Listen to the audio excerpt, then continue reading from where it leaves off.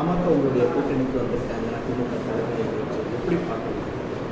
கண்டிப்பாக மிகப்பெரிய வரவேற்பு கொடுக்க வேண்டிய ஒரு முடிவு, சரியான முடிவு அவர் எடுத்திருக்கிறாரு. இதை நான் வரவேற்கிறேன், வாழ்த்துறேன்.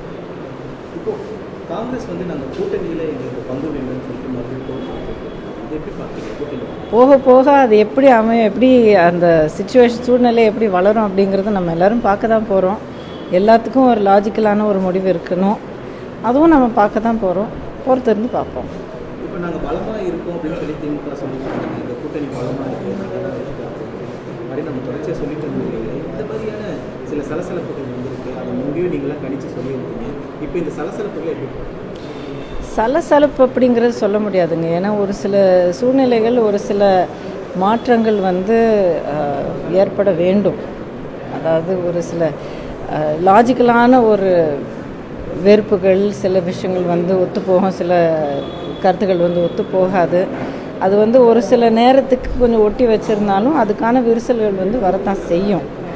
இப்போது இன்றைக்கி நீங்கள் பார்த்தீங்கன்னா அன்புமணி அவர்கள் இந்த கூட்டணியில் சேர்ந்தது, இது ஒரு வெற்றி கூட்டணி அப்படிங்கிறது மட்டும் இல்லை, இதுதான் நியாயமான மக்கள் கூட்டணி. மக்களுடைய நியாயமான ஆட்சியை கொண்டு கொடுக்கக்கூடிய ஒரு கூட்டணி அப்படிங்கிறது அவருடைய இந்த இணைப்பு மூலமாக மறுபடியும் உறுதியாகுது. பல்வேறு நீதிமன்றம் தமிழக அரசுக்கு கேள்வி இருக்கு, நீங்கள் தான் சரியாக இந்த பிரச்சனையை கையாளணும் அப்படின்னு சொல்லி நம்ம ஆரம்பத்தில் சொல்லிவிட்டோம். இப்போ நீதிமன்றம்னு சொல்லும்போது அந்த மேல்முறையீடு எப்படி?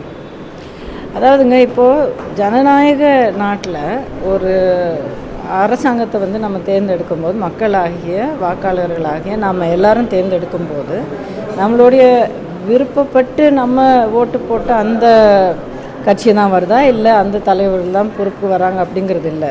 பெரும்பான்மையில் யார் அந்த பதவிக்கு வராங்களோ அவங்க அத்தனை மக்களுக்கும் சமமான முறையில் அத்தனை பேருடைய உரிமைகளை பாதுகாக்க கடமைப்பட்டிருக்காங்க. அதுதான் அவங்களுடைய உறுதிமொழியை.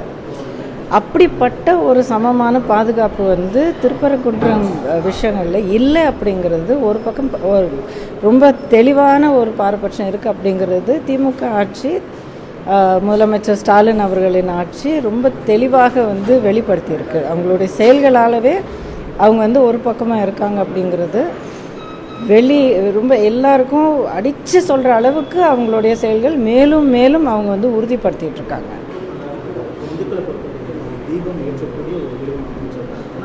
தீபம் ஏற்றக்கூடிய ஒரு தூண் அப்படின்னு சொல்கிறாங்க. ஆனால் மூத்த அமைச்சராக இருக்கக்கூடிய ரகுபதி அவர்கள் என்ன சொல்கிறாரு அப்படின்னா, சுடுகாட்டோட ஒப்பிட்டு பேசுகிறாங்க. இல்லைங்க, அதுதாங்க. இப்போது எந்த மக்களாக இருந்தாலும், எந்த கடவுளை வழிபடுத்தியிருந்தாலும், அவங்களுடைய சொந்த நம்பிக்கை எப்படி இருந்தாலும், அனைவருடைய கருத்துக்களை அவங்களுடைய நம்பிக்கைகளை நம்ம மதிக்கணும். நமக்கு உடன்பாடு இருக்கோ இல்லையோ, நம்மளுடைய சொந்த தனிப்பட்ட கருத்து எப்படி இருந்தாலும், அதுவும் ஒரு பொது மேடையில் இருக்கும்போது, அதுவும் அரசியல் மேடையில் இருக்கும்போது வெளிப்படுத்தணும் அப்படிங்கிற ஒரு புரிதல் இருக்கணும். எது சொல்லணும், எப்படி சொல்லக்கூடாது, அது அவருடைய தனிப்பட்ட ஒரு கருத்தாக இருந்தால், அப்படிப்பட்ட ஒரு கருத்தை வச்சு அனைத்து மக்களுக்கும் நான் சேவை செய்வேன், சமமான ஒரு பாதுகாப்பு கொடுப்பேன் அப்படின்னு சொல்லி உறுதிமொழி எடுத்து அந்த பதவிக்கு வந்திருக்காருன்னா அது பொய்யானதாகும். ஸோ அதனால் உங்களுடைய தனிப்பட்ட கருத்து எப்படியாக இருந்தாலும் நீங்கள் ஜனநாயக நாட்டில் நீங்கள் மக்களுக்கு ஒரு உறுதி கொடுத்து நீங்கள் வந்திருக்கீங்கன்னா, அந்த பதவிக்கு வந்திருக்கீங்கன்னா, உங்களுடைய தனிப்பட்ட கருத்தை ஓரங்கட்டிட்டு மக்களுக்கு, அனைத்து மக்களுக்கு எது நியாயமோ அதை மட்டும் நீங்கள் செய்ய கடமைப்பட்டிருக்கீங்க. ஏதாவது ஒரு சர்வீஸ், அதாவது ஒரு ஹோட்டலாக இருக்கட்டும், எதுவாக இருக்கட்டும், எல்லா ஒவ்வொரு தொழிலாளியும் ஒவ்வொரு அந்த குடும்பத்துக்கு அவங்க ஒரு சேவை கொடுக்குறாங்க. ஒரு பொருளை வைக்கிறது ஒரு குடும்பத்துக்கு போய் சேரும். அதனால அத்தனை அணிகள்லையும் ஒரு சக்தியை மீறி செய்யற அந்த ஒரு வியாபாரத்தால, அந்த ஒரு வியாபாரியால நீங்க அவங்களுடைய சேவைகளை செயல்படுற அத்தனை குடும்பங்களுக்கும் நீங்க போய் ரீச் பண்ணலாம். குடும்பத்துக்காக அவங்க மளிகை சாமான் வாங்கி போறாங்க. அதனால குழந்தைங்க இருக்காங்க, பெண் குழந்தைங்க, பசங்க, வேலைக்கு போறவங்க, அதுல இருந்து ஒவ்வொரு படியா நீங்க அவங்க கிட்ட அணுகும் போது அந்த குடும்பத்தையே உங்களால போய் ரீச் பண்ண முடியும். தமிழகத்தின் அனைத்து மக்களுக்காக ஆரம்பிக்கப்பட்டு ஒவ்வொரு மூச்சோடும் தமிழர்களின் பாதுகாப்புக்காக செயல்பட்டு இருக்கிறது. சேர்த்து திரும்ப திரும்ப அளவுக்கு ஒரு பவர் இல்லை. நான் சொன்னது கொஞ்சம் ஒரு மர்மமான விஷயமாக இருக்கலாம், எந்த சரியான புரிஞ்சிக்கல எதிர்பார்க்கல. அண்ணன் நேற்று கூப்பிட்டாரு. நேற்று கூப்பிட்டு இந்த மாதிரி நாளைக்கு ஆலோசனை கூட்டு இருக்குமா வரீங்களா அப்படின்னு கேட்டதுக்கு உடனே இந்த டைம் மட்டும் ஃப்ரீயா இருக்கான்னு மட்டும் நான் உறுதிப்படுத்திக்கிட்டு உடனே ஃபோன் பண்ணிட்டு நான் வரேன்னு சொன்னேன்.